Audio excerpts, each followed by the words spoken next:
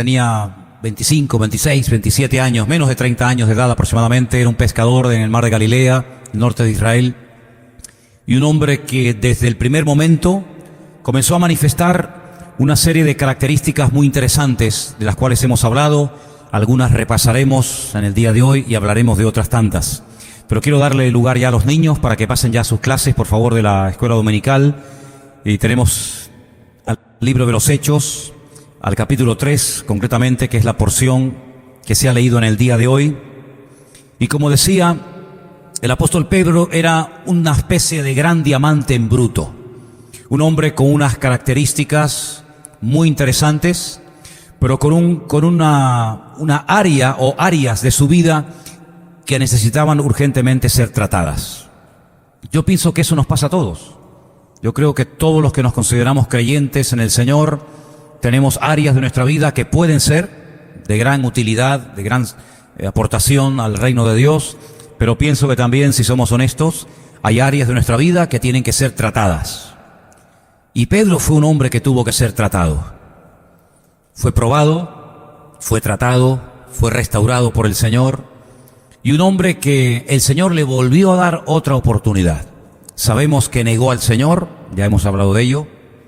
Sabemos que hasta llegar al momento de negar al Señor, él fue dando una serie de pasos que lo fueron llevando a esa situación en la que no se encontró con fuerzas para poder identificarse con el Maestro. Él llegó un momento en el que llegó a menospreciar a los demás discípulos del Señor. Aunque todos se escandalicen de ti, aunque todos te abandonen, tú no te preocupes, puedes contar conmigo, estoy dispuesto a ir contigo hasta la muerte si hace falta. Sabemos que una cosa es lo que él sentía, una cosa es lo que él quería y otra cosa era la realidad. Sabemos que no solamente menospreció a sus hermanos, cosa que es muy triste y peligrosa, sino que además la Biblia nos enseña que esa noche él intentó defender al Señor con armas carnales. Y la Biblia nos enseña que aunque andamos en la carne, no militamos según la carne. Las armas de nuestra milicia son poderosas en Dios para la destrucción de fortalezas. Y cuando echamos mano de la carnalidad, de la experiencia propia, de lo que nosotros creemos que es el punto fuerte de nuestra vida, podemos cometer gravísimos errores y equivocaciones. A continuación dice la Biblia que siguió al Señor, pero de lejos. Y es muy peligroso seguir al Señor de lejos. Es muy peligroso. Hoy hablábamos con algunos hermanos con los cuales comíamos al mediodía acerca del peligro de crearnos un cristianismo muy particular. Y esto es algo que yo veo mucho. Gente que sí se identifican como hijos de Dios, sí se identifican como cristianos, pero viven un cristianismo muy particular, por la forma como hablan, como viven, como se expresan. Y Pedro le pasó eso, siguió al Señor de lejos. Se rodea de romanos, calentándose en fuego ajeno, y todo esto desembocó en el hecho de que terminó negando al Señor. Cuando yo preguntaba la semana pasada, ¿ustedes negarían al Señor? ¿Llegarías un momento en tu vida en el que no tendrías fuerzas para confesarte públicamente como cristiano? La respuesta fue abrumadora. Todo el mundo dijo, no. Nosotros nunca haríamos eso, nunca negaríamos al Señor. Curiosamente él dijo lo mismo. Curiosamente él también dijo, yo nunca te negaré. Estoy dispuesto hasta morir por ti. Pero vemos que la realidad fue otra. Y hermanos, nosotros tenemos que aterrizar y trabajar con realidades, ¿sabes? Tal vez hubo una época dorada, una época bonita en tu vida, en la que incluso llegaste a servir al Señor, estabas involucrado en algo de las cosas de la obra de Dios, tenías un deseo tremendo, orabas, leías la Biblia, te congregabas, etcétera. Pero eso forma parte del pasado. Hay otras personas que siempre están pensando en el futuro. Algún día me consagraré, algún día me tomaré en serio mi relación con el Señor, algún día, pues, en fin, haré lo que tenga que hacer, pero no es ni un extremo ni el otro. Tenemos que trabajar con la realidad del presente. ¿Y la realidad del presente cuál es en tu vida? ¿Estás hoy viviendo cerca del Señor? ¿Estás hoy realmente teniendo una genuina comunión con Él? Porque si no es esa la realidad, corres serio peligro, eres vulnerable. Pedro no se creía vulnerable. Pedro estuvo incluso dispuesto a defender al Señor, a ir con Él hasta la muerte. pero la realidad fue otra. Y la Biblia nos enseña que este hombre llegó a negar al Señor. Qué triste, ¿verdad? Ver a este hombre que caminó por encima de las aguas, ver a este hombre que vio personalmente con sus propios ojos a Moisés y a Elías hablando con Cristo en el monte de la transfiguración, ver a este hombre que vio milagros tan cerca de su vida que él mismo participó en alguno de ellos negando al Señor, es una tristeza tremenda.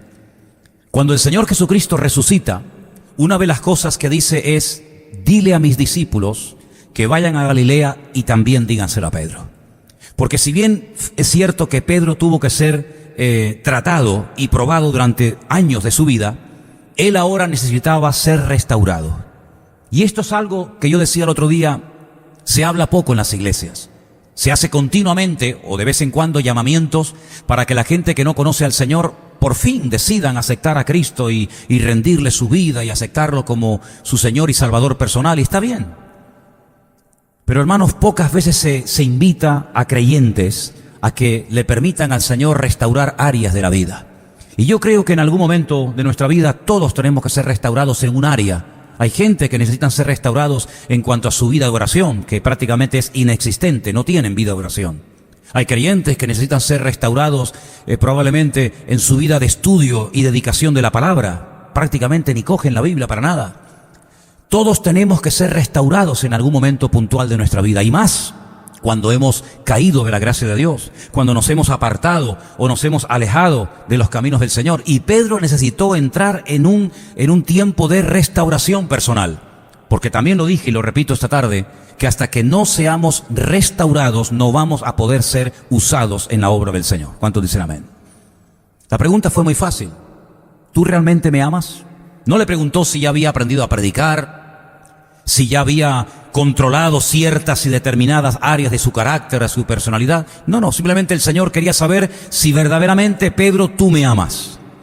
Y es que cuando una persona ama a Dios, cuando una persona verdaderamente ama al Señor, es una persona que está dispuesta a lo que haga falta, incluso si tiene que dar la vida por Cristo, incluso si tiene que llorar o sufrir o pasar desapercibido o lo que sea. Cuando una persona verdaderamente ama al Señor, está dispuesta a lo que sea. La Biblia dice, como texto central, que Dios amó de tal magnitud, de tal dimensión al mundo, que dio a su Hijo unigénito, para que todo aquel que crea en Él no se pierda, mas tenga vida eterna. Cuando una persona verdaderamente ama al Señor, como dice la Escritura, con toda su alma, con todas sus fuerzas y con todo su corazón, hermanos, esa persona es una auténtica bendición donde quiera que se encuentre. Y Pedro fue restaurado.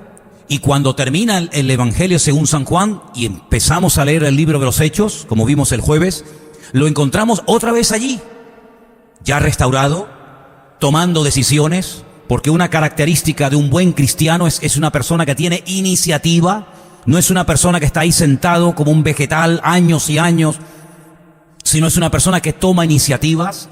Él se da cuenta de que hay alguien que ha traicionado al Señor, y hay una palabra que decía que tenía que ser ocupado ese lugar, y él toma decisiones. Y después lo volvemos a encontrar en el aposento alto. Ese pequeño grupito fiel, ese remanente que quedó fiel al Señor después de 3 años de ministerio, en el aposento alto, allí está Pedro, junto con los demás discípulos, junto con María, otras mujeres, los hermanos del Señor Jesús. Allí está Pedro. Y recibe el poder de lo alto. Y él se pone en pie. Y en la misma ciudad, y ante los mismos testigos que negó al Señor, ahora él alza la voz y dice: quiero que todos los que están aquí presentes y están oyendo esto que estáis oyendo y viendo esto que estáis viendo, lo primero que quiero aclarar es que nosotros no estamos ebrios. Él dice: son las 9 de la mañana.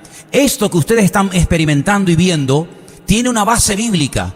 Y yo dije, y quiero volver a reiterarlo, que todo lo que hacemos en nuestra vida tiene que tener un fundamento bíblico, y si no, no tiene ningún sentido que hagamos eso. Él dice: esto que ustedes ven de 120 personas hablando en lenguas desconocidas, que muchos de ustedes entienden, le dijo Pedro, esto tiene una base escritural. Esto es una palabra profética que hoy se ha cumplido delante de vuestros ojos. Esto lo escribió nuestro hermano Joel, el profeta Joel, cientos de años antes del nacimiento del Mesías, cuando él dijo: el Señor dijo que en los postreros días Él derramaría de su espíritu sobre toda carne. Dice que los jóvenes tendrían visiones, los ancianos soñarían sueños. Y esto que veis no es un disparate, no es una locura, no es una histeria colectiva, sino que esto tiene un fundamento bíblico. Y entonces Él arranca con ese texto, porque vemos que era un hombre que conocía la Escritura, a pesar de sus limitaciones en otras áreas, y Él hace un llamamiento al arrepentimiento. Y Él le dice a los que están allí presentes, que era una multitud enorme, porque se estaba recordando y celebrando la fiesta de Pentecostés o la fiesta de Shavuot, Él les dice: arrepentíos y convertíos cada uno de vosotros para recibir el perdón de vuestros pecados, y recibiréis la promesa del Padre, porque es para vosotros, es para vuestros hijos, y es para cuanto nuestro Señor, nuestro Dios llamare. Y dice que ese día, en esa primera predicación, en esa primera exposición del Evangelio, 3,000 personas abrazaron la fe de Cristo. 3,000 personas decidieron poner en práctica el mandamiento de bautizarse en agua. Y así arrancó una era, una etapa que hasta el día de hoy ha llegado hasta nosotros. Pero la Biblia sigue hablando más de Pedro. Y en el capítulo 3, que se ha leído esta tarde, lo encontramos subiendo al templo a la hora de la oración. El día arrancaba a las 6 de la mañana y concluía a las 6 de la mañana. Así que, como hemos leído esta tarde aquí, en el versículo 1 del capítulo 3, a la hora novena, a las 3 de la tarde. A las 3 de la tarde era costumbre que los discípulos subieran al templo, dice, a orar. Ellos no subieron a otra cosa más que a orar, porque había unas horas estipuladas para la oración. Y esto a mí me ha llamado poderosamente la atención. Yo pienso que muchas veces uno de los problemas que los creyentes pueden llegar a tener es la falta de normas, la falta de disciplina. Y sin embargo yo veo en la Escritura, lo veo en Daniel, lo veo aquí en los discípulos y en otros pasajes más, veo que había momentos para ir a la guerra.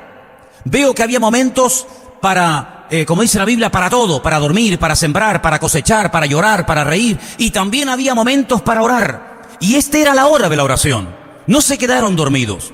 No dijeron, bueno, en otro momento, en otro día o en otra ocasión, sino que ellos entendían que habían momentos que eran sagrados en el día, horas específicas, y concretamente la hora novena era la hora en la que se tenía que ir al templo a orar. Ellos estaban en Jerusalén y ellos suben al templo, pero cuando van a entrar al templo se encuentran a un hombre que no forma parte, digamos, como diríamos nosotros hoy en día, de la iglesia o de la congregación, sino era un pobre mendigo.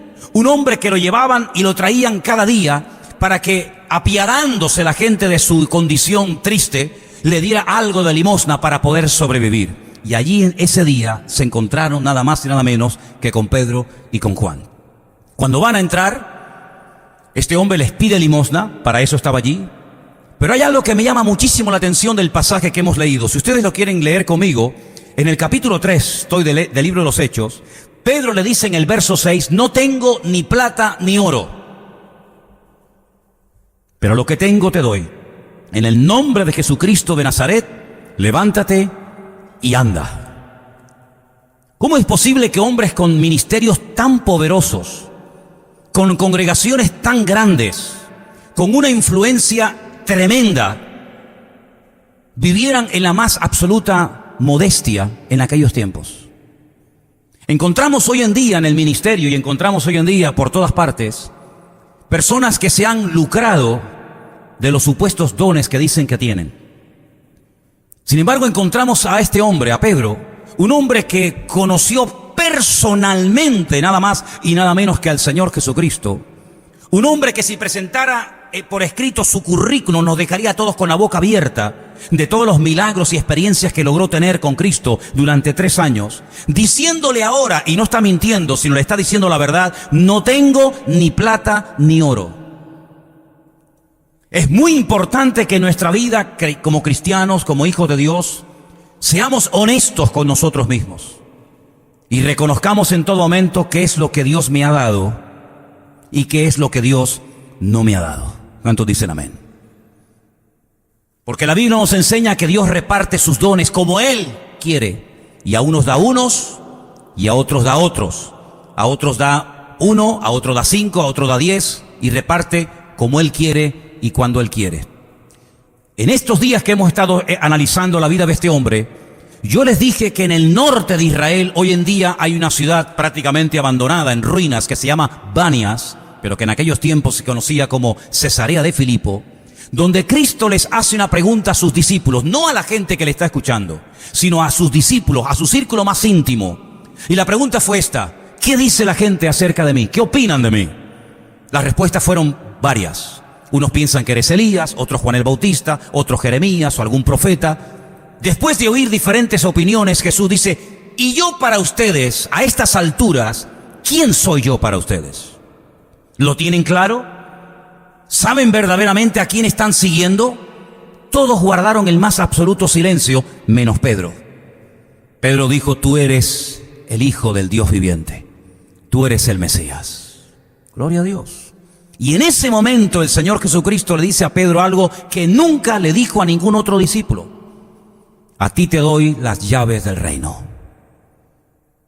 Y las llaves, como todos sabemos, solamente tienen dos funciones: abrir o cerrar una puerta, no tienen ninguna otra función. Explicamos lo que significa eso de las llaves del reino. El privilegio que el Señor le dio al apóstol Pedro de poder abrir la puerta para que los gentiles conocieran al Señor. Oportunidad que tuvo cuando fue a la casa de Cornelio en Cesarea, la marítima, y les predica el evangelio a gentiles, y él ve como él, a través de su ministerio, a través de su palabra, ve como gentiles abrazan y creen en el Mesías y reciben la experiencia de Hechos capítulo 2 también allí. Y cuando llega a Jerusalén, él le dice: oye, me ha pasado esto y esto y esto, y yo creía que el evangelio era solamente para nosotros, pero el Señor me ha abierto los ojos y me ha mostrado que no podemos a partir de ahora llamar a nadie inmundo, sino que el Señor quiere levantar pueblo de todas las naciones y tribus y lenguas sobre la faz de la tierra. Eso eran las llaves, eso era el ministerio específico que el Señor le estaba dando a este hombre. Él sabía que tenía ese privilegio y al mismo tiempo esa responsabilidad, porque tener un don, tener un talento, tener una habilidad es un privilegio, pero cuidado, no solamente lo mires como privilegio, sino míralo también y tómatelo como parte de tu responsabilidad delante del Señor. Él dice en una de sus epístolas: cuando ministras, ministra conforme al don que Dios te ha dado, ¿verdad? Por lo tanto, partimos de la base de que todo creyente, de que todo hijo de Dios ha recibido dones, talentos, que son privilegios, pero al mismo tiempo responsabilidades para servir al Señor y a los demás. Pero 15 años más tarde de esta experiencia, Saulo de Tarso sube a Jerusalén y se entrevista con Pedro, con Jacobo y con Juan.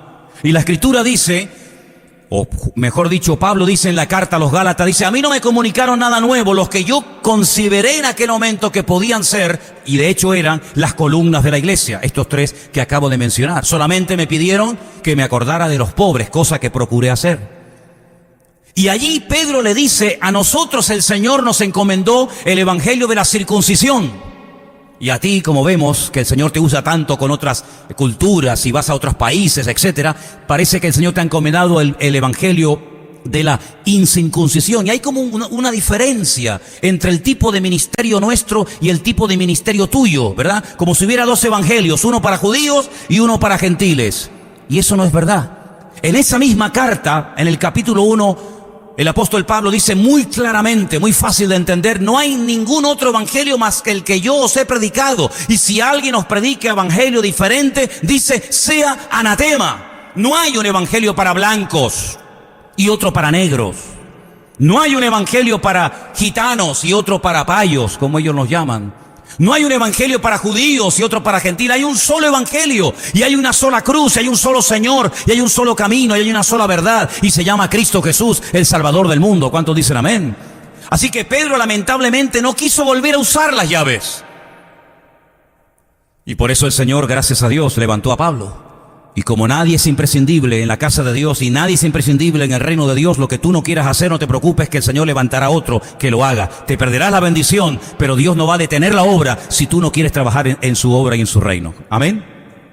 Y aquí vemos en el libro de los Hechos capítulo 3 cómo empieza ahora algo diferente que hasta ahora ni en el capítulo 1 ni en el capítulo 2 habíamos visto. ¿Qué? Milagros, señales, prodigios, vidas sanadas, gente resucitada de los muertos. No solamente gente que oye el evangelio y se convierte y cambia de vida, lo cual es hermoso y es lo más importante, sino que a partir del capítulo 3 en el libro de los Hechos vamos a comenzar a ver milagros en vidas que no solamente necesitan una restauración espiritual, sino también una restauración y un cambio en lo físico. Y hermanos, la Biblia dice que todo nuestro ser, espíritu, alma y cuerpo, tienen que glorificar al Señor. No solamente creemos, porque la Biblia lo avala y nos dice que tiene que ser así, en la restauración del alma, en el perdón de los pecados a través de la obra y de la sangre de Cristo en la cruz, sino que también creemos que Dios hoy en día, en pleno siglo XXI, sigue haciendo milagros, prodigios y señales. ¿Cuántos dicen amén? Ya sé que hay algunos círculos evangélicos y algunas congregaciones que no admiten esto. A mí me da igual. A mí me da igual lo que otros crean o dejen de creer. Sinceramente se los digo, Yo creo con la Biblia en la mano que el poder de Dios no ha cambiado. Yo creo que Dios puede hacer hoy en día los mismos milagros, prodigios y señales de hace 2000 años. Él no ha cambiado. Él es el mismo ayer, hoy y por los siglos. Y hay personas que necesitan un milagro en su vida. Y a esas personas les tenemos que decir que no solamente Dios los puede cambiar por dentro, sino también por fuera. Y no es la prioridad la sanidad del cuerpo, ya lo sé que no es la prioridad, ya sé que es la sanidad y la restauración del alma, pero tenemos testimonios entre nosotros de momentos en los cuales personas necesitaron un milagro. No porque no creamos en la ciencia médica ni en la medicina, ni muchísimo menos. Porque en Jeremías capítulo 33, una promesa del Señor dice que Él enviaría sanidad y medicina a su pueblo. Y eso hay que decirlo también. La sanidad y la medicina la enviaría el Señor. Pero hay momentos, y todos lo sabemos, en los que el hombre dice ya no podemos hacer más. Ya no se puede hacer nada más. Ya nuestros recursos, nuestro conocimiento no nos permite avanzar más.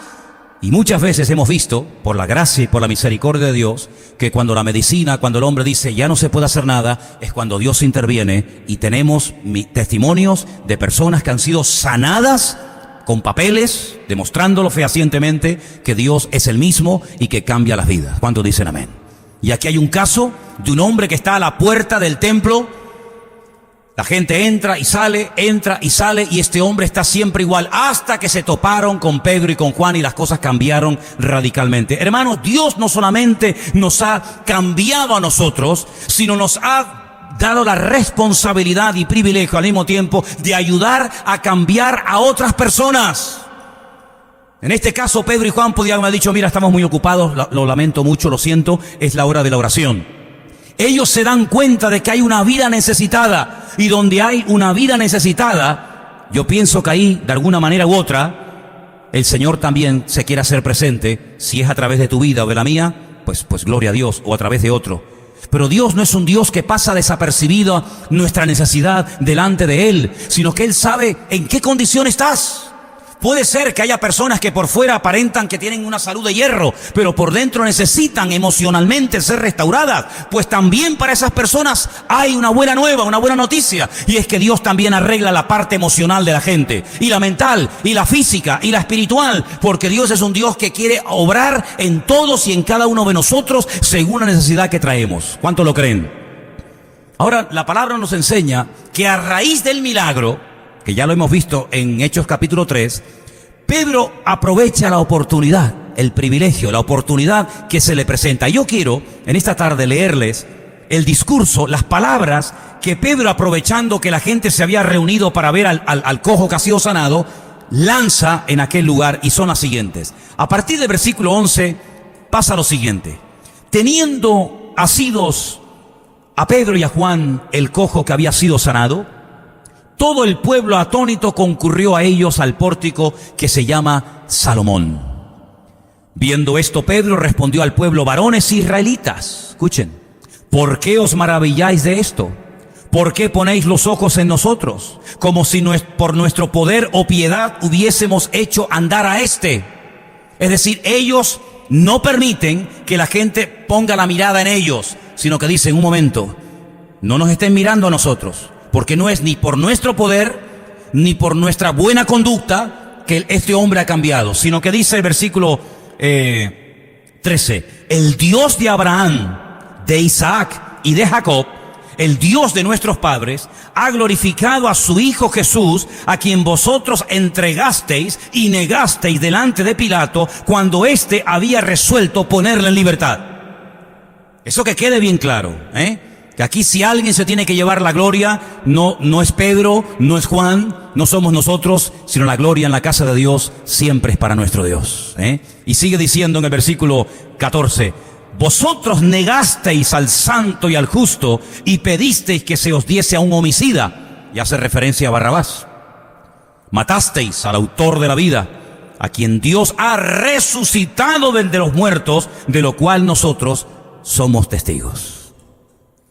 Y por la fe en su nombre, a este que vosotros veis y conocéis, le ha confirmado su nombre, y la fe que es por él ha dado a esta completa sanidad en presencia de todos vosotros.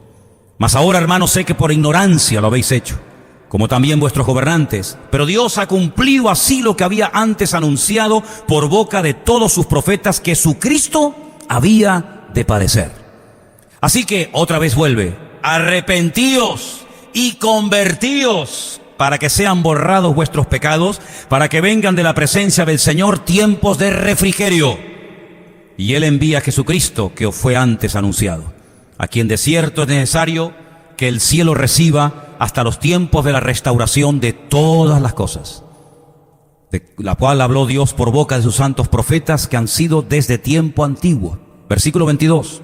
Porque Moisés dijo a los padres, el Señor vuestro Dios os levantará profeta de entre vuestros hermanos como a mí. A él oiréis en todas las cosas que os hable. Y toda alma que no oiga a aquel profeta será desarraigada del pueblo. Verso 24. Todos los profetas desde Samuel en adelante, cuantos han hablado, también han anunciado estos días. Vosotros sois los hijos de los profetas y del pacto que Dios hizo con nuestros padres, diciendo a Abraham, en tu simiente serán benditas todas las familias de la tierra. Y termino con el verso 26. A vosotros primeramente, Dios habiendo levantado a su Hijo, lo envió para que os bendijese, a fin de que cada uno se convierta de su maldad. El día que Pedro se pone en pie en el aposento alto, en el día de Pentecostés, llama a la multitud allí presente al arrepentimiento. El día que, como hemos visto y leído, que el Señor tiene misericordia de este cojo y lo sana, aprovecha la oportunidad para volver otra vez a llamar a la nación al arrepentimiento y a la conversión genuina al Señor. Queridos hermanos, esta gente que está oyendo el mensaje eran judíos, conocían la Escritura, iban a las sinagogas, conocían libros enteros del Antiguo Testamento.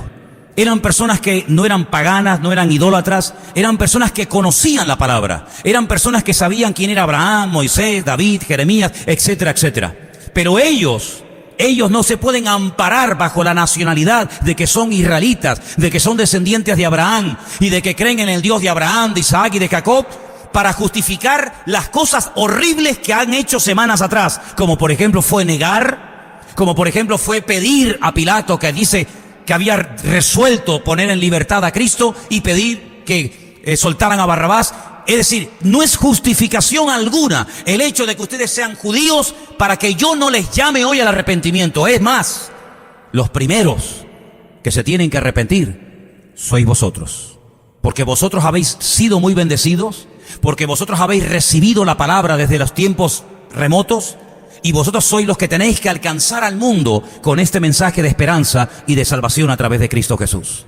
Es decir, Él no se corta y dice, ¿cómo voy yo a llamar a esta gente al arrepentimiento? Pero si en medio de esta masa están los sumos sacerdotes, están los escribas, están los fariseos, está la crema y la nata de la nación. No importa, hermanos. El arrepentimiento lo cambia todo. Arrepentimiento es cambiar de dirección. Arrepentimiento no es remordimiento de conciencia por algo malo que he hecho, he dicho, he tocado o he mirado. El arrepentimiento es realmente reconocer que he pecado contra Dios, que el camino por el que voy no es el adecuado, no es el correcto. No es simplemente decir, bueno, lo siento, perdona, fue un fallo, fue algo que no lo hice con intención. No, el arrepentimiento tiene que ser algo genuino, porque el arrepentimiento es lo único que puede cambiar el rumbo de una vida y el rumbo de un país. Si el hombre se arrepintiera de corazón, si la gente verdaderamente volviera y retornara a Dios, ahora que hay tiempo de hacerlo, qué diferente sería el mundo en el que vivimos. Pero parece como que hay miedo a llamar a los que se llaman cristianos al arrepentimiento, porque a veces tenemos inconscientemente la falsa idea en nuestra mente de que son los del mundo, los pecadores, los que no se congregan, los que no vienen a la iglesia, los únicos que tienen que ser llamados al arrepentimiento. Y no es verdad. También nosotros, los que ya nos llamamos cristianos, los que hemos conocido la palabra, algunos de ustedes que han tenido el privilegio de criarse en hogares cristianos, cosa que no me pasó a mí, también tenemos que ser llamados de vez en cuando a arrepentirnos y buscar a Dios de corazón y no caer en ese juego que algunos llevan de que peco el viernes, peco también un poco el sábado y luego el domingo vengo a la iglesia como si nada. Sino que el arrepentimiento genuino es cambio de dirección, es reconocer que mi vida en esa forma no agrada al Señor. Y Pedro llama a Israel al arrepentimiento, porque es Israel lo responsable delante del Señor de tomar decisiones serias delante del Señor. Y los llama a convertirse, y los llama a volver a Dios y dejar la maldad, porque el Señor dice, les envió al Mesías para que fuera una bendición para ustedes. ¿Cuántos dicen amén? Cristo quiere bendecir tu vida, amigo. Mi objetivo esta tarde no es engancharte para que te vengas aquí a la iglesia mía. Ese no es mi objetivo, no te confundas conmigo, amigo. Nuestro objetivo no es enganchar a gente para que cada vez seamos más. Ese no es nuestro objetivo. No van por ahí los tiros. Nuestro objetivo es llamar a la gente al arrepentimiento para que se reconcilien con Dios y para que si en este momento, la semana que viene o este año mueres y te presentas delante del Señor, sepas que vas a pasar de muerte a vida y vas a estar en la presencia del Señor y no vas a ser un desgraciado aquí y otro peor allá, sino que sepas que hay una vida eterna y esa vida eterna se pasa, según la Biblia, en dos sitios: en el cielo o en el infierno, o con Dios o sin Dios. Y esto no te lo van a enseñar los políticos, esto no te lo van a predicar en la universidad, esto no se habla en los bares, esto no se habla en los centros comerciales. Las iglesias han sido puestas en la tierra, un objetivo es para llamar al hombre al arrepentimiento y que vuelvan y retornen a Dios, entre tanto que hay tiempo. Y dice la Biblia, por si te lo estás pensando esta tarde, y si oyereis hoy su voz, no endurezcáis vuestros corazones. Porque, hermanos, hoy tú estás aquí escuchando la palabra. Hoy estás en este lugar llamado iglesia, llamado Centro Evangélico Vida Nueva, escuchando la palabra. Pero ¿quién te dice a ti que la semana que viene tendrás otra vez la oportunidad de volver aquí? ¿Quién tiene la seguridad, la garantía de que no estamos hoy viviendo el último día de nuestra vida? ¿Quién puede presumir de eso? ¿Quién puede decir como esos ignorantes que dicen, yo en el último momento me arrepiento? Pero ¿cómo que en el último momento te arrepientes? Cuando tú no sabes qué dará de sí el día, cuando tú no sabes absolutamente nada de lo que va a ocurrir dentro de media hora. Por eso la Biblia hoy nos llama a volver a Dios, porque todavía las puertas están abiertas. Así que si en esta tarde tú no has conocido a Cristo, ven al Señor, pídele perdón. No te pido que te cambies de católico a evangélico, no te pido que dejes de ir a misa y que vengas al culto. No, lo que te pido es que vengas al Señor arrepentido y reconozcas que Cristo no murió por Él en la cruz, sino murió por tus pecados y por los pecados de todos y cada uno de nosotros. Y Pedro llama a la nación al arrepentimiento. Pedro dice, arrepiéntanse, conviértanse, porque Él es el único que puede restaurar vuestras vidas. A veces decimos, si yo tuviera un trabajo, si tú tuvieras un trabajo, y si tú tuvieras ahora más dinero que el que tienes, tal vez a lo mejor esta tarde ni estarías aquí. Fíjate lo que te digo. La gente piensa que con trabajo, con dinero, con buena ropa, con una buena nómina y etcétera, está todo solucionado. Pero Jesús a la gente que confía en sus recursos económicos, Jesús a la gente que pone su confianza en lo que tienen en vez de lo que son, los llama necios. Necios, porque solamente has atesorado para esta vida. Voy a ensanchar mis graneros, porque tengo tantas cosas que ya no sé ni dónde meterlas. Y esta noche vienen a buscar tu alma, y lo que has acumulado, y lo que has atesorado, no te lo vas a poder llevar, amigo. No hay peor desgracia que haber estado toda la vida trabajando para algo y al final que otro herede lo que tanto sacrificio y sudor y lágrimas te costó a ti ahorrar o atesorar, y capaz que lo despilfarra en 4 días lo que a ti te costó toda la vida comprar o tener. No hay peor desgracia que creer que por lo que tienes ganada la vida eterna. Y la Biblia nos enseña que la vida eterna no la compra ni plata ni oro, sino solamente la compra la sangre preciosa de Jesucristo nuestro Señor. ¿Cuántos dicen amén? Por eso en esta tarde, si hay alguien aquí entre nosotros que no has aceptado a Cristo como tu Señor y Salvador personal, yo te pido que lo hagas en el día de hoy.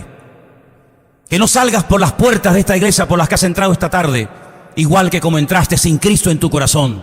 viniendo siempre a la expectativa, viniendo a ver qué se dice, viniendo a ver qué se habla. No, amigo, hoy el mensaje es directamente para tu corazón, hoy el mensaje es directamente para tu vida, y hoy el Señor te dice: venid a mí los trabajados y cargados, que yo os haré descansar.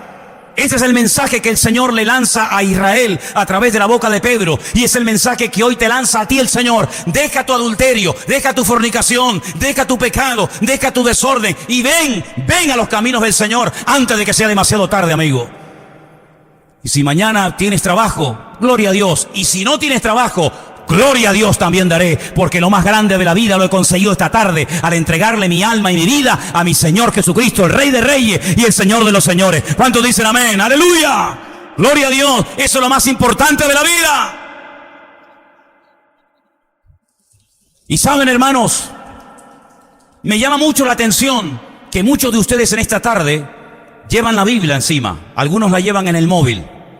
Yo no soy de móvil en la Biblia, pero bueno, si la lees, con tal de que la leas, pues como si te la quieres poner aquí, me da igual. Pero quiero decirles que hasta muchos siglos después de haber nacido lo que llamamos iglesia, millones de hermanos nuestros vivieron sin tener nunca una Biblia en la mano. Millones de hermanos nuestros vivieron generaciones y generaciones, siglos y siglos, sin tener los 66 libros de la Biblia en un solo tomo. Hoy veíamos en casa un vídeo que tenéis que verlo. Está ahí en YouTube, lo puede ver cualquiera. Durante muchos años, durante siglos, durante muchas generaciones, una tribu de caníbales en Guinea Papúa, allí en el Pacífico, eran auténticos salvajes. Como aparecieras por allí, amigo, te hacían picadillo. Y llegaron algunos misioneros a llevar la palabra, y algunos se los comieron. ¿Qué te parece, amigo? Pero fue la persistencia, la constancia, la perseverancia de muchos hermanos nuestros en la fe que hicieron que tribus enteras de salvajes, de caníbales, se convirtieran a Cristo y se dejaron de comer. ¿Y sabes qué? Ahora llegó un momento en el que esos hermanos que estuvieron durante años tratando de ganarse la confianza de esas gentes, tratando de aprender la lengua, el idioma de esas gentes, tuvieran la Biblia en la mano. Y hoy vimos un documental real, verídico, de cuando llegan las avionetas y aterrizan en aquellas pistas de tierra, allí en aquellos poblados, con el Nuevo Testamento por fin traducido a la lengua de esas personas. Trabajo, hermanos, impresionante. Primero aprender el idioma que esa gente habla, hacer una escritura, una fonética, una gramática, traducir la Biblia a esa lengua, enseñarles a esa gente a leer ese libro porque no sabían leer ni escribir ni nada. Es un trabajo descomunal. Pero la escena más impactante fue cuando todo el poblado estaba debajo, las avionetas volando, y aterrizaban las avionetas con las cajas de los Nuevos Testamentos traducidos. Mira, hermano, es impresionante. Es realmente algo increíble. Tal vez podríamos buscarlo arriba en YouTube y tal vez pasarlo en un segundín, si me hacéis el favor. ¿Sí? Esa gente lloraba y saltaba de alegría al ver que por fin ellos también podían leer desde Mateo, como dicen, hasta el Apocalipsis, la Biblia en su propio idioma. Pero cuando Pedro abría la boca, por ejemplo, cosa que hizo en el día de Pentecostés, o como habéis visto aquí en este mensaje de hoy, él citaba textos de la Biblia sin tener la Biblia en la mano. Cuando él cita a Joel, esto que veis es lo que dijo el Señor, que en los postreros días derramaría de mi espíritu sobre toda carne, y cita un montón de versículos, los está citando de memoria. No es que sacó la Biblia y la lee directamente, no, es que no había Biblia. Cuando hemos leído lo que dice Pedro, profeta os levantará el Señor, versículo 22, pónmelo ahí un segundo. Moisés dijo a los padres, el Señor Dios levantará profeta de entre vuestros hermanos como a mí, a él oídlo en todo lo que hable. Él no tiene una Biblia en la mano, él está citando una cita de Deuteronomio, se la leo. Deuteronomio 18:15, profeta de en medio de ti y de tus hermanos como yo te levantará el Señor, a él oiréis. Versículo 18, profeta le levantaré de en medio de tus hermanos como tú y pondré mis palabras en su boca y él les hablará todo lo que yo les mandare. Cualquiera que no oyere sus palabras que él hablar en mi nombre, yo le pediré cuentas. Es decir, lo que me llama la atención de Pedro cuando abre la boca en público, o de Pablo, es que sin tener la Biblia en la mano, citaban versículos y capítulos enteros de la Biblia. Luego, la importancia de conocer las Sagradas Escrituras, la importancia de conocer la palabra de Dios. ¿Qué sería de nosotros si nos quitaran las Biblias de las manos? ¿Qué sería de nosotros sin tener una sola Biblia? ¿Cuántos versículos sabemos entre todos de memoria? Una vez lo hicimos hace años en el Puerto de la Cruz. Le dije, hermano, quiero que me escriban en un papel todos los versículos que ustedes se saben de memoria. Fue un trabajo descomunal. Yo me acuerdo que los jóvenes estuvieron clasificando y descartando versículos que se repetían, y publicamos un libro donde aparecen todos los versículos que la iglesia del Puerto de la Cruz sabía de memoria. Queridos hermanos, esta gente conocía las Escrituras y sabía qué texto utilizar en cada momento y en cada situación. Qué importante es conocer las Escrituras, porque dice que la Biblia es como la espada del Espíritu. Y el mismo Señor Jesucristo en el desierto, sin nadie, solo Él y el diablo, cuando el diablo le atacaba, Cristo le daba el texto exacto para neutralizar y desbaratar el ataque, el dardo de fuego del maligno. Hermano, tú puedes hacer lo mismo cuando te viene una tentación a medianoche, cuando te viene una prueba en tu vida, cuando te encuentras en una situación difícil y no sabes cómo reaccionar, no sabes cómo responder, no sabes si esto viene de la carne, de Dios, de arriba, de abajo. ¿Te viene a la mente el texto que tienes que utilizar en el momento? Yo lo veo en Pedro. Pedro sube al templo a orar. Él no va a predicar, hermanos. Él va a orar porque es la hora de la oración. Y de repente ocurre algo inesperado. Hay un milagro. Se presenta una oportunidad para presentar el Evangelio, para explicar lo que allí ha ocurrido. Él dice, un momento, no nos estén mirando a nosotros. No crean que nosotros somos aquí super hombres y ustedes tienen que poner vuestra confianza a mí. No, esto ocurre por esto. Y cita textos bíblicos de memoria. Eso es algo que me ha impactado tanto, porque veo que eran gente que siempre estaban preparados, que aprovechaban cualquier oportunidad que se les presentara para predicar el Evangelio, y cuando se les presentaba la oportunidad, sabían utilizar la cita exacta para cada momento. ¿Cuántos dicen amén? Hermano, así como nosotros deberíamos de vivir. Usted mañana dice, bueno, yo tengo que coger la guagua o el tranvía como todos los días para ir a trabajar o a estudiar, pero resulta de que en el tranvía una señora cayó así para atrás, le dio supuestamente un ataque epiléptico, vete tú a saber lo que le pasó, y el Señor me puso en mi corazón orar por ella o por él. Le oré, el Señor la levantó, el Señor la sanó, y de repente todo el mundo en la guagua, todo el mundo en el tranvía se me queda mirando, y a ti te viene a la cabeza decir, momento, señores, por favor, no me estén mirando a mí, yo no soy ningún curandero, yo no soy ningún Superman que ha venido aquí. Lo que ha pasado es que yo veo que esta señora está tirada en el suelo, nadie le ayuda, nadie sabe lo que hacer, y yo, como soy cristiano, creo en la palabra del Señor, he orado por ella en el nombre de Jesucristo, y quiero decirles que ese Jesucristo está vivo, que está con nosotros aquí, que murió hace 2000 años, pero ha resucitado, y hoy les digo a todos ustedes que se arrepienten. Hermano, eso sería algo increíble. Pues esa es la forma como esa gente vivía hace 2000 años, aprovechando las oportunidades. Y hermanos, ¿y cuántas oportunidades hemos desperdiciado? Porque tal vez no hemos tenido el valor de abrir la boca y decir, no, un momento, ahora lo que hay que decir es esto y esto. Pero no te olvides que la Biblia dice que somos la sal. ¿De qué? De la tierra. Somos la luz del mundo. Y tenemos que saber utilizar la palabra en cada momento y en cada ocasión. Vamos a ver esa imagen, por favor. Quiero que la vean, suban el volumen. Ese es el momento en el que la Biblia, el Nuevo Testamento, llega a este poblado donde antiguamente eran caníbales y ahora son hermanos nuestros en Cristo. Vamos a verlo, por favor. Sube los monitores. Un pastor dijo, citando el Evangelio de Juan, en el principio era el Verbo, y el Verbo era con Dios, y el Verbo era Dios, y Cristo es ese Verbo. Y Él viene, y hay que estar allí para encontrarnos con Él. Realmente me impresionó. Pensé, Señor, sin duda sabemos que tú estás obrando aquí.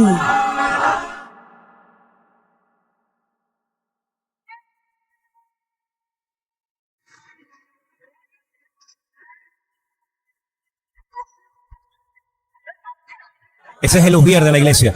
El Ujier. Miren esta hora, hermanos. Miren cuando sale el paquete con los Nuevos Testamentos del avión. Ahí están. Ahí están.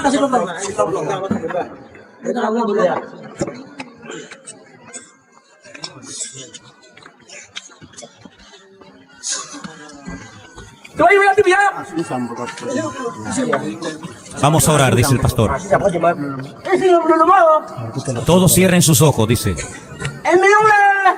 Oh Dios, el plan que tenías para todos, el plan que existía en tu espíritu, el mes dispuesto, el día has dispuesto ha llegado hoy. ¿Lo veis, no?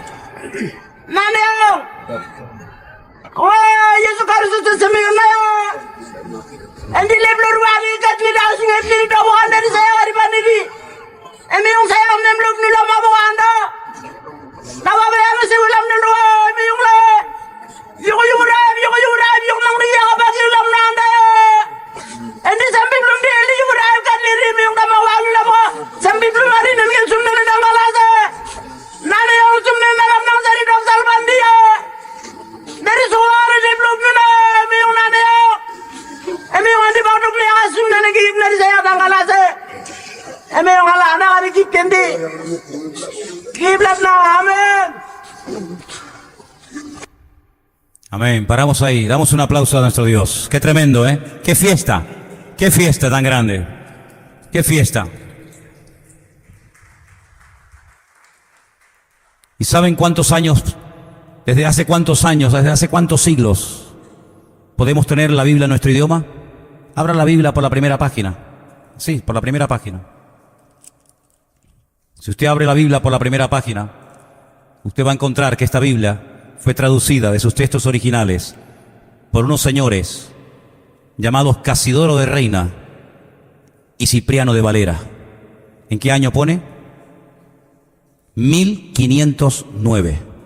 Desde 1509 tenemos nosotros en nuestro idioma toda la Biblia, desde el Génesis hasta el Apocalipsis. 1569. Desde el siglo XVI hasta el siglo XXI, hasta el día de hoy, nosotros hemos podido leer la Biblia en nuestro propio idioma. ¿Cuántas Biblias tiene usted en su casa? Más o menos. ¿1, 2, 4, 5? La tenemos en el móvil, la tenemos en el ordenador, la tenemos en pendrive, la tenemos en la mano, en la guantera del coche, en el bolsillo, encima de la mesa de noche de la habitación. En tantas partes tenemos la palabra de Dios. ¿Qué les parece? ¿No es un privilegio? Pero ¿saben la sangre y las vidas que se han tenido que morir por el camino para que esta Biblia llegara a nuestras manos? ¿Saben el sacrificio tan grande que se ha tenido que hacer a lo largo de la historia para que nosotros que hablamos español o castellano pudiéramos tener hoy por hoy, en nuestros tiempos, este bendito libro que es la palabra de Dios? Ni se imaginan, hermanos, ni se imaginan. Por lo tanto, hermanos, si aquella gente hace 2000 años, cuando predicaban en las plazas, cuando predicaban en las sinagogas, cuando hablaban en el templo o donde fuera, citaban de memoria textos de las Sagradas Escrituras, ¿cuánto más nosotros que tenemos la palabra de Dios en la mano, tenemos que echar mano de la Escritura, de la espada del Espíritu, que es la palabra de Dios, para que podamos presentar con mansedumbre y reverencia, ¿verdad?, defensa de la fe que decimos tener en nuestro Señor Jesucristo y el único Dios vivo y verdadero? ¿Cuántos dicen amén? Eran personas que estaban preparadas, personas que aprovechaban cada oportunidad, personas que llamaban al arrepentimiento, personas que vivían comprometidas. No era fácil. Nadie les iba a aplaudir por lo que estaban allí viendo y escuchando. Había mucha oposición. Sí, es verdad que había mucha gente que se convertía. Es verdad que había mucha gente que era sanada y restaurada, tanto por dentro como por fuera. Pero si leemos el libro de los Hechos, se encontraban enemigos por todas partes. Pablo incluso llega a hablar en estos términos. Yo sé que son términos duros, términos fuertes, pero están en la palabra. Dice, hermanos, hemos pasado peligros, no solamente de los de afuera, sino incluso de aquellos que se infiltran entre nosotros para espiar nuestra libertad gloriosa en Cristo y se hacen pasar por falsos hermanos o por hermanos siendo falsos. En otras palabras, no ha sido nada fácil el que el Evangelio haya llegado y se haya pasado el relevo de generación en generación. pero gracias al Señor hasta el día de hoy hemos podido llegar y podemos decir que el evangelio que hoy se predica aquí en Tenerife es el mismo evangelio que Pablo, Pedro, los discípulos predicaron hace 2000 años. Algunos han tratado de cambiarlo, de manipularlo, de tergiversarlo, de quitarle, de ponerle, de añadirle, pero bendito sea Dios, que la palabra de Dios ha permanecido fiel, ha permanecido unida y ha podido llegar hasta nuestras vidas, la luz del evangelio a través de Jesucristo. Yo quiero en esta tarde decirles a todos ustedes que para estos hombres, incluido Pedro, no fue nada fácil el exponer sus vidas ante el peligro de que en cualquier momento pudieran acabar con ellos. Pero ellos tenían tenían varias cosas muy importantes. Primero, un amor incondicional hacia el Señor y hacia su palabra. Amaban a Dios con locura. Los metían en cárceles, los torturaban, los azotaban, le hacían absolutamente de todos. Pero ellos seguían predicando la palabra, porque como decía Pablo, y me encanta esa expresión, yo sé en quién he creído. Había momentos en los que se sentían solos. Claro que sí, ¿cómo no? El mismo Señor Jesucristo también lo sintió. Se sentían solos. Pablo dice, nadie estuvo en mi primera defensa. Pedro estuvo una noche en una cárcel, atado de pies y de manos, ya lo veremos en las próximas semanas. Pero dice la palabra de Dios que la iglesia oraba. Y no solamente oraba como hemos visto a las 3 de la tarde, sino dice que a veces toda la noche. Y mientras la iglesia oraba, el Señor obraba y el Señor hacía milagros. Y este hombre logró salir de la cárcel y presentarse en medio del culto de oración. En otras palabras, si el evangelio ha llegado hasta nosotros, ha sido con mucho esfuerzo, con mucho sacrificio, con lágrimas y también, como no, con sudor y lágrimas y con sangre. Pero yo doy gloria al Señor que este hombre se dejó tratar y se dejó restaurar por el Señor. Porque ahora lo vamos a encontrar en el libro de los Hechos orando, predicando, levantando muertos, viajando de una ciudad a otra. Pero cuidado, todo esto hubiera sido totalmente imposible si aquel día en Galilea, cuando sale de la barca y se encuentra el Señor en la orilla, no se hubiera dejado restaurar por el Señor.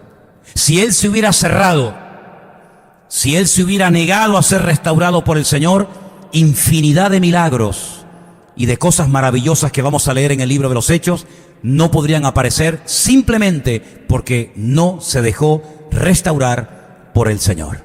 Y en este mensaje que hemos leído en esta noche, de Hechos capítulo 3, hay un momento, y quiero terminar destacando esto, hay un momento en el que él dice, ustedes negasteis a Jesucristo, vosotros pedisteis que se os soltara un homicida en lugar del Señor. Ya Pilato había decidido ponerlo en libertad, pero vosotros le forzasteis a cambiar la situación. Sé que por ignorancia lo hicisteis. Todo esto estaba escrito, todo esto era necesario que aconteciera. Y él los llama, como hemos visto, al arrepentimiento y a la conversión y a volver a Dios. Pero termina diciendo algo muy interesante. Dicen, Él va a enviaros a Jesucristo como bendición para vuestras vidas. Pero de momento, escuchen bien, de momento es necesario que el cielo lo retenga. Que el cielo como que le diga, espera un momento más, una generación más, un año más. Primero porque en la tierra hay millones de personas que aún no se han arrepentido. Y el Señor está dándote tiempo para que te arrepientas. Pero en segundo lugar, y es lo que quiero destacar, dice, porque el Señor quiere restaurar. Vamos a entrar en el tiempo de la restauración de todas las cosas. ¿Cuántos dicen amén? Yo quiero que cierres tus ojos un momento y quiero que escuches esta pregunta. Es una pregunta directamente a tu corazón. ¿En qué área de tu vida tú hoy necesitas ser restaurado? ¿En el área de la confianza? ¿En el área del perdón? ¿En el área del amor? ¿En qué área hoy el Señor tiene que producir restauración en tu vida? Tal vez has perdido la sensibilidad espiritual.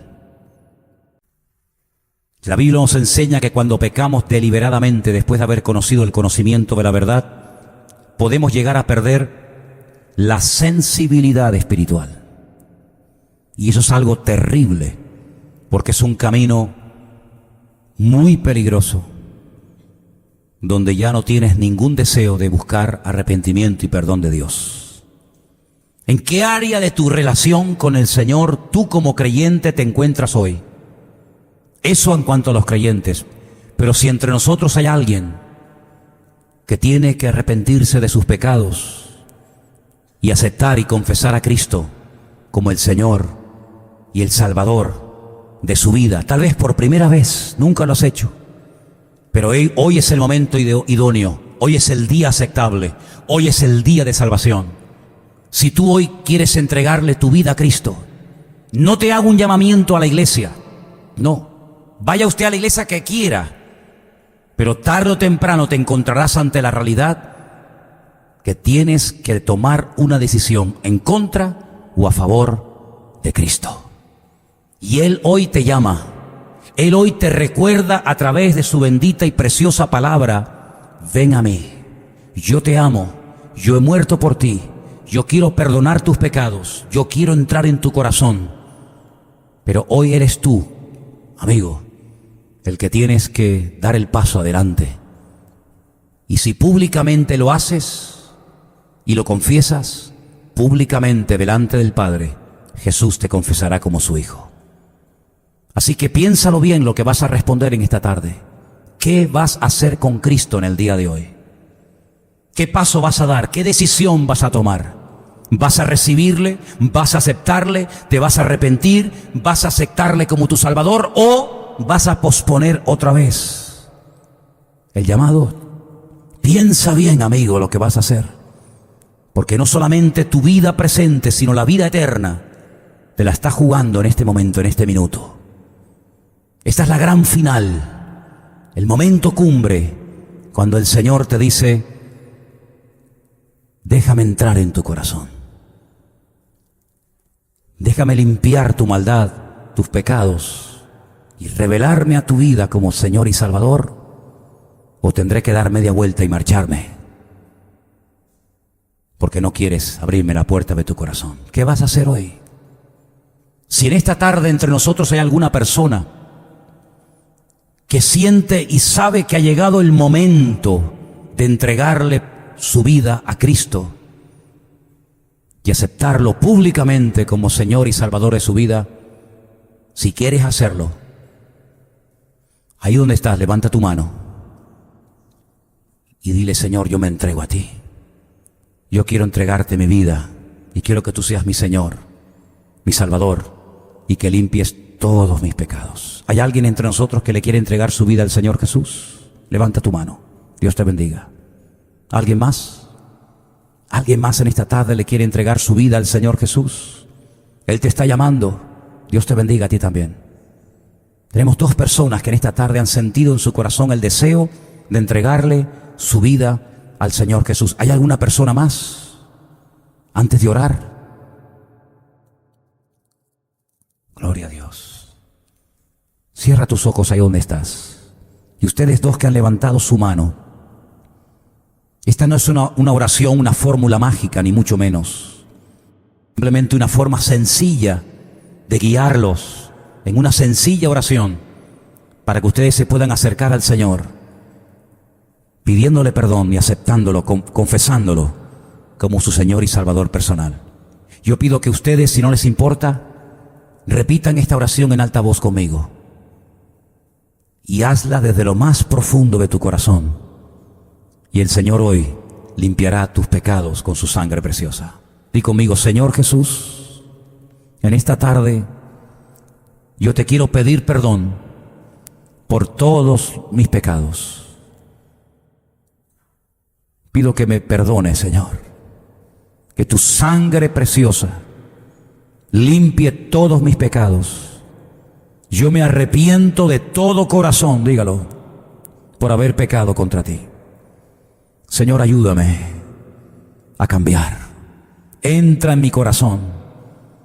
Te confieso públicamente, dígalo, públicamente yo te confieso hoy como mi Salvador y como mi Señor. Creo que tú moriste en la cruz por mis pecados. Creo que tú resucitaste al tercer día. Y creo que tú volverás a este mundo en cualquier momento. Entra en mi corazón, Señor. Te lo pido con toda mi alma, en el nombre de tu amado Hijo y Señor Jesús. Amén. Quiero que toda la iglesia esté orando en este momento por estas dos personas que en esta tarde le han entregado su vida a Cristo, que han expresado el deseo de seguir al Señor. Quiero que en esta tarde oremos para que esas dos personas, el Señor les ayude, les dé fuerzas y nos ayude a todos y a cada uno de nosotros para que puedan ser fieles hasta la muerte, como dice la Biblia. Aleluya. Oramos, iglesia del Señor, todos juntos. Padre, en el nombre de Jesús, oramos en este momento para que tú, Señor, fortalezcas la decisión que han tomado, que el enemigo no robe la semilla que hoy ha sido plantada en sus corazones, sino que esa semilla crezca y dé fruto, Señor, y que puedan ellos también ganar almas para Cristo, Señor, a través de su testimonio y a través de su vida cambiada y transformada en el día de hoy. Señor, guárdalos, protégelos, ayúdanos a todos y a cada uno de nosotros a arroparlos, a ayudarlos para que puedan crecer y madurar y enamorarse de ti, de tu palabra y servirte todos los días con toda su alma y con todo su corazón. Han confesado públicamente a Cristo, han declarado públicamente que a partir de hoy quieren seguirte, quieren obedecerte, quieren, Señor, convertirse en un hijo, una hija tuya. Señor, te pido que esa decisión que han tomado hoy delante de Dios y delante de estos testigos, Señor, tú la confirmes y traigas paz a sus corazones y a partir de hoy puedan comenzar a experimentar el nuevo nacimiento, aleluya, el pasar de muerte a vida, el conocer a Cristo como el Señor y Salvador de la vida, que es la decisión más bonita de la vida. Señor, y a todos y a cada uno de nosotros los que estamos aquí, te pedimos que nos dé fuerzas para seguirte bien de cerca, no de lejos como Pedro te siguió, sino bien cerca, Señor, agarrados a ti y a tu palabra, sabiendo, Señor, que tú estás con nosotros como poderoso gigante y que el bien y la misericordia me seguirán todos los días de mi vida. Señor, guárdanos de toda obra mala y que en el nombre de Jesús tu victoria y tu presencia nos acompañe todos los días de nuestra vida. Señor, que esta semana sea para todos una semana victoriosa, una semana bendecida y que podamos testificar y hablarle al mundo de que Cristo es el Señor y el Salvador, que vino a morir por la raza humana y que está vivo porque ha resucitado de la tumba y está vivo en nuestras vidas y corazones. Te damos gracias por todo en esta tarde, en el bendito y poderoso nombre de Cristo Jesús. ¿Cuántos dicen un fuerte amén? No quites.